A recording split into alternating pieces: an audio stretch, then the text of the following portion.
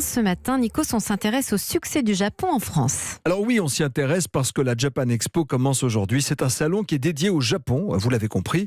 Il se tiendra jusqu'à dimanche au parc des expositions de Paris-Norville-Pinte. C'est le plus grand du genre en Europe avec 250 000 visiteurs chaque année. Bonjour Pierre Bulot. Bonjour Nikos. Alors cette fièvre japonaise, elle est portée par le succès du manga. Oui Nikos, il faut savoir que la France est le deuxième pays qui consomme le plus de mangas au monde derrière le Japon. Près de 17 millions de volumes vendus chez nous l'an dernier d'après l'Institut de recherche GfK. Un record. Résultat, aujourd'hui, de très nombreux jeunes Français grandissent baignés dans la culture japonaise. Ça crée un genre de cercle vertueux, explique Mathieu Pinon, l'auteur de Téléportation Japon. Quand ils lisent Naruto, auquel ils ont très facilement accès n'importe où, même en médiathèque, gratuitement, et quand tu le vois manger son bol de ramen, ça les fascine, et ben donc on est curieux de savoir ce que c'est que les ramen, et le ramen, c'est le plat de nouilles qui est l'équivalent du jambon beurre pour l'homme d'affaires pressé au Japon. Et ils veulent savoir quel goût ça peut avoir, un bol de ramen. Et donc, quand ils vont se retrouver sur un festival, ils veulent acheter leur bol de nouilles. Ils veulent quelque chose qui vient du Japon, qui soit concret. En fait, on peut dire qu'en France, le manga, c'est la première porte d'entrée vers la culture japonaise, Pierre. Exactement. Si on garde l'exemple que l'on vient d'entendre, le jeune qui va vouloir manger dans un restaurant de ramen, il va y aller avec ses parents qui eux-mêmes vont s'intéresser par exemple à l'estampe ou à la calligraphie accrochée au mur du restaurant, jusqu'au jour où toute la famille part en vacances au Japon. 3 années. 3 chiffres, 1998, 87 000 touristes français partent au Japon. 2010, ils sont 150 000, alors que l'an dernier, ils étaient plus de 300 000. Un nouveau record. Je vous propose d'écouter Thomas. Il est en train de boucler sa valise. Il part demain pour la première fois au Japon. Lui a suivi le schéma qu'on vient d'évoquer avec un point de départ légèrement différent. D'abord, je me suis intéressé aux jeux vidéo en général, pas forcément japonais. Et puis, comme c'est des communautés liées, je me suis aussi intéressé aux mangas, aux animés.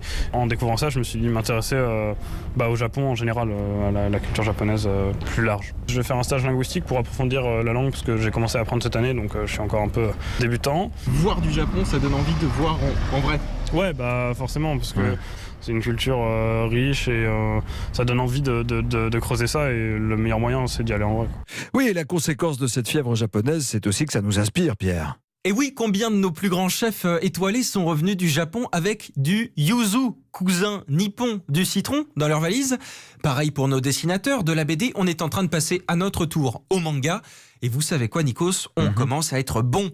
J'ai rencontré hier Tony Valente avec son éditrice Elise Storm. Sa série Radiant est publiée au Japon et même adaptée en dessin animé. Une première pour un manga français. Ouais, c'était une super consécration. Et puis après tout le reste, tous les autres pays aussi. Ça, j'espérais pas être vendu dans autant de pays. Plus d'une quinzaine de pays maintenant. C'est sur tous les continents. Et ça tient en fait. C'était pas. Moi, je me disais, bon, on va se casser la gueule d'une manière internationale. Et en fin de compte, c'est la meilleure vente de plusieurs des éditeurs étrangers. Et en fait, on est présent sur tous les continents. Et là, d'ailleurs, on vient aussi de signer toute l'Amérique latine. Je voulais te l'annoncer. Chili, Argentine, machin, voilà. Tout partout. En fait. Et Tony, t'es pas encore au courant? Ben non, voilà, surprise. Ça fait quelques pays de plus, ça change quelque chose pour vous? Il faut apprendre l'espagnol du coup. Voilà pour le succès planétaire du manga français Radiant, et il pourrait bientôt y en avoir d'autres.